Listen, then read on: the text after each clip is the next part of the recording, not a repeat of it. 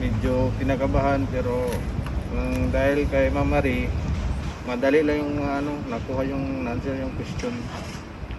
Yung lang talaga. Dapat yung sa mga hindi pa pumunta ng atong pumunta kayo, huwag na yung pahirapan sarili nyo. Worth it po. One take, tapos as in lahat po ng question, nandun talaga. Ikaw na lang bahalang magbasa. Ika 4 times ko na po itong magte-take ng exam. Nung 3 times po, well, hindi po ako nakapasa kasi yun nga po. Mga 88 po yung score ko. And nung nag-review na po ako, nung dinecide na po namin na mag-review ako kay Ma'am Marie. And yun. Tapos ngayon, nag-one take po. Napaka-honest na bata, no? O, diba? Sa kanya na nanggaling mga kababayan, tulungan natin siya mag-explain, ano?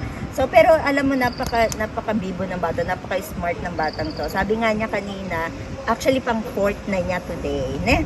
Pang-4 na niya ngayon, pero one take siya sa at-one. Yung ine-explain niya kanina, 3 beses siya nag-try, ne? And then, nakakakuha siya, puro 88 ba? Puro 88 straight, ne? So, ano yun? Bakit isa na lang diba? Ano yung nakapag-convince sa'yo? Bakit pumasok ka na sa at-one? Kasi, ano yun ang tao minsan kapag 88, isa pa, diba? Ganon. Ikaw, bakit yung 3 beses give up mo? Yun na po nga ito. Ano po na, nung first time po kasi, nung first try ko, parang 88 pa ako, kaya kaya ko na. Kaya pa. Yung second Tapos time? Yung second naman po, parang isa lang talaga kaya pa. Tapos nung third time na po talaga, like, parang nalilito na po ako. Dumating na po yung point na nalilito na po ako sa mga question. Tapos kung tama ba ito o mali. Kaya dinicide ko po na parang mas mga mag-review ako kay Ma'am Marie. Wow, sa at-one, Para wow. para malinawan po yung mga question para ano po na yun maging para makapasa po. Oh, thank you. And that, worth it naman. Worth it naman. Ilan ang score mo? 98 po. 88. Nung nagtatry siya, ang binigay sa kanya ng at-one, 98. Wow! Congratulations! Next, see you ulit sa home, men. Araw ka nag-aral? 4 days po. 4 days and one take, 98. Congratulations. Ayan. Ako po pala sa mga Abino. Tapos Yes. especially po kay Tita Dana. Good luck po sa inyo. Yeah, kasi si Dana is nag-aaral sa atin ngayon. Actually, nauna siyang nag-enroll pero marami kasi siyang time kaya 4 days na tapos. Pero magaling din si Dana, ikaw nakasunod. Ayan. Congrats Yes, Thank you. Ayan, balikan natin tong dalawa. Ayan. Ilang araw ka nag-review? 8 days. 8 days. 8 days. 6 days. 6 days. Ayan. Score mo? 96. 98. Wow! Bakit parang hindi kayo masaya doon sa Kasi hindi na perfect eh. Hindi po na perfect eh. Yung ba yun? Hindi namin alam sa kami man eh.